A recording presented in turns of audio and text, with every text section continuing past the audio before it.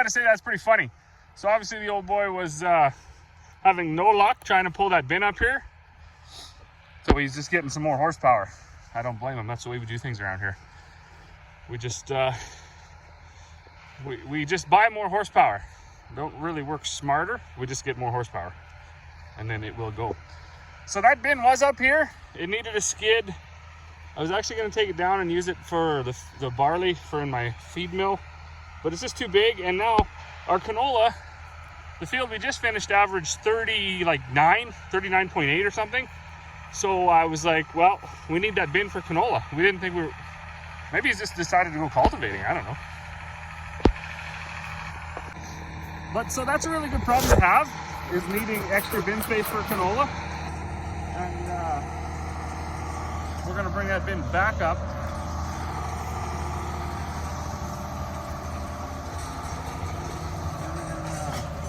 have no idea what he's doing. No idea. But we're gonna bring this bin back up, stick it right on the end. Our bin yard is all crazy now. We added those new bins, and then these two, and then those hopper bins, and I had it all numbered, and I had it on this thing. You know, and I'm gonna hop down the conspiracy theory route for a little bit. These guys have gone totally off the rails.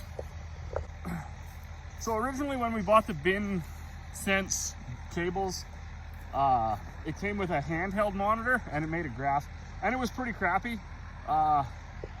In my experience in agriculture, anytime we've tried to buy like some technology to make our lives easier, we found, especially the farmer built stuff, like the Farmer Idea, they have a really good idea. So they, and then they go out and they source the cheapest junk, and then they put it together and they sell it to the rest of the farmers, and it barely works. So that monitor, it was just full of problems. It was too small. It couldn't handle more than like a few bins. It, you know, the memory was small, the storage was small. It would freeze up in the winter when you're trying to check your bins at -40, and you gotta like shake it and rub it against your body. So anyways, they got rid of that. Then they went to these things, and of course I was late to the party. We just got this, I think, last year, because our monitor had all but failed. And it had a really simple app with it. It was actually really cool. And then right away, they upgraded the app. And now, all of your information that you put in here is like linked to the cloud. So I don't know if I did sign anything or not. I can't even remember, when like there's all, you know, all do you accept the terms nonsense. But I'm pretty, so I don't even put the information in here anymore. Like you could enter what's in your bin, how full your bin is, and then once you plug into it and it's on your phone, it goes into that, it syncs to that online storage or whatever. And yeah, now if somebody comes to BinSense with $100 million and is like, yeah, we need to know what all of the farmers on the prairies have in storage, it's just right there. I don't like that. I don't like that at all. So shame on you, BinSense. Nobody asked you to do that, I don't think, except for probably the government. And lots of us farmers, I even seen it on X. They were already talking about the new app and how it sucked. And then a guy that I follow on TikTok, he was like, tell them to pound sand. They want to know all this information. This stuff does not benefit us as the producer. Them having all this information, all they do is ruin trade deals, squander opportunities, downgrade our products because they know what's out there, manipulates everything. It's not good. Them having all the information is not good. We need to keep them on their toes. Ideally, we would keep them all thinking there is no grain on the prairies, and then slowly start to get rid of it. All right, well, let's see what the old boy's plan is here.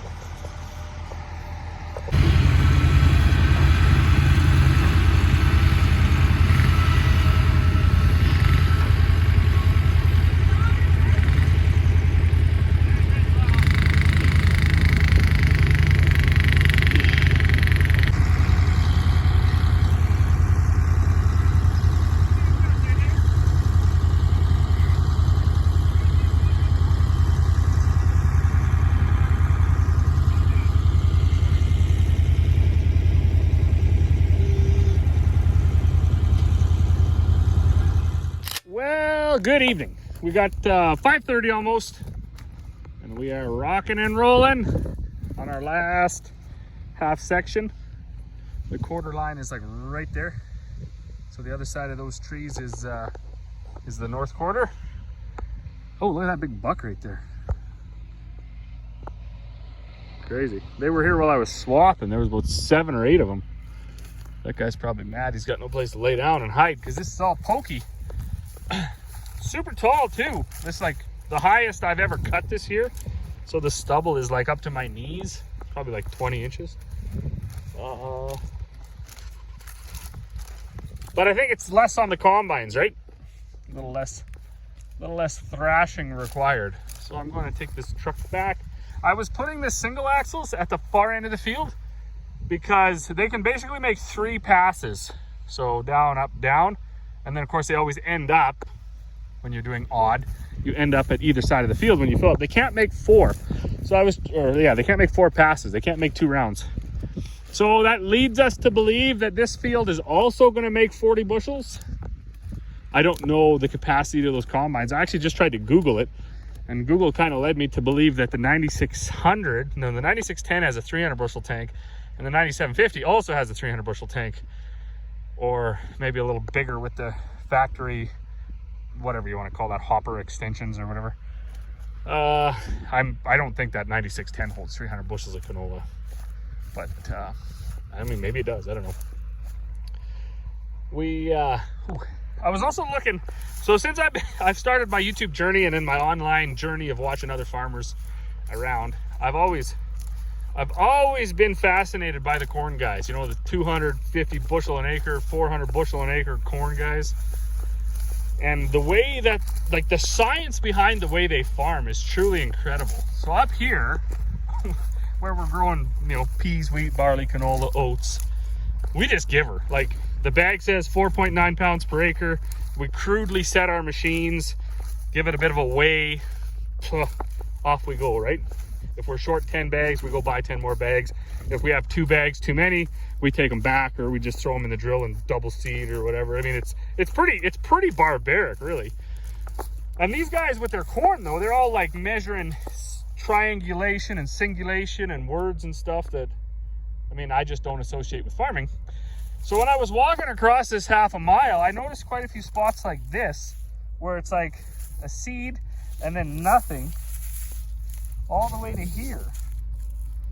And I'm wondering, I mean, obviously that's not good for your yield, right?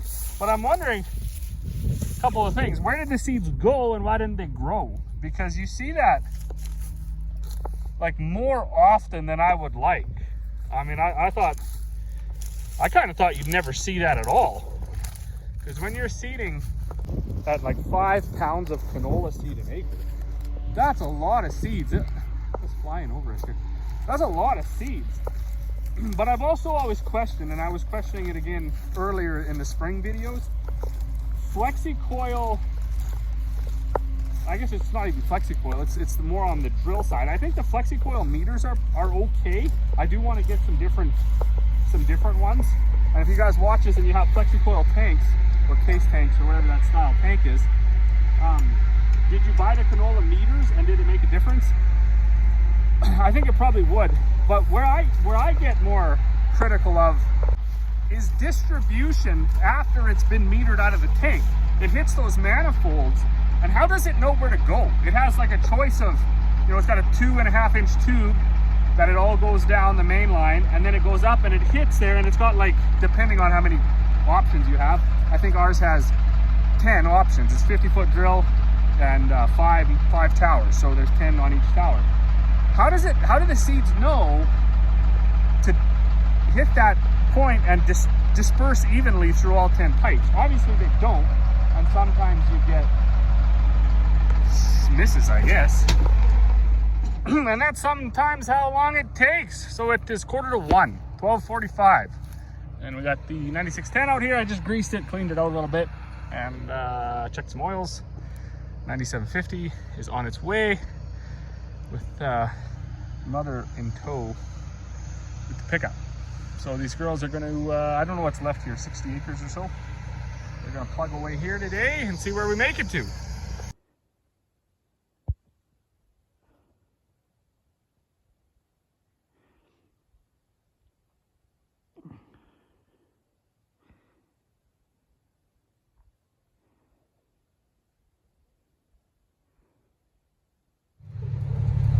Well, good afternoon. This is 4:30.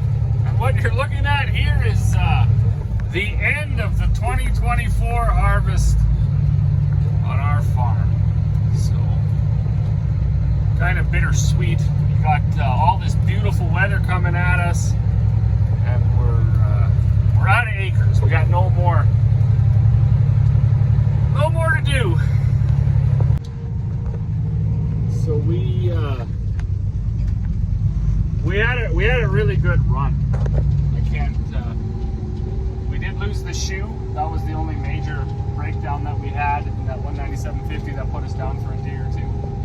But we were blessed with decent yields for the year. We had that real hot July that definitely set things back. We got a decent yield.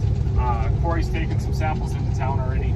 The wheat was number one, 15.5 plus protein. In fact, the sample machine took them to 15.8, 15.6. The oats, they graded to number 3. I'm not too sure why. It was too dry. Thrashed them a little too hard, so they look really good. They're nice and white, and they had good bushel weight, but they complain that the hull is knocked off of them.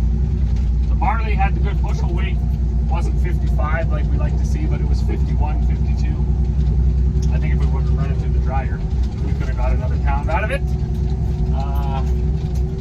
The peas, we didn't grade them, but they look as good as they look like they always do. So I'm sure that they'll make it as well. And the canola, that was the real mystery for the year. Nobody knew if it was going to yield. Nobody knew what it was going to produce. We heard earlier on stories of guys having sprouted up to 50, 60, 70%, which puts you down into a sample grade, and you're docked several dollars a bushel because of it.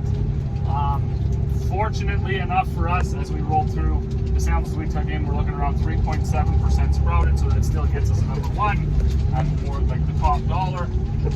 The bushel weight was decent enough. It weighed 52 pounds actually, and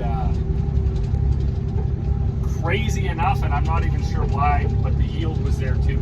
So we hoped for a 20-25 bushel crop, and we ended up averaging right across every acre of canola just over 40. So very, very blessed. I do want to give a shout out to all the new subscribers and the old subscribers as well, but everybody that subscribed this season, thank you very much. I seen we had a bunch more over the last couple of weeks.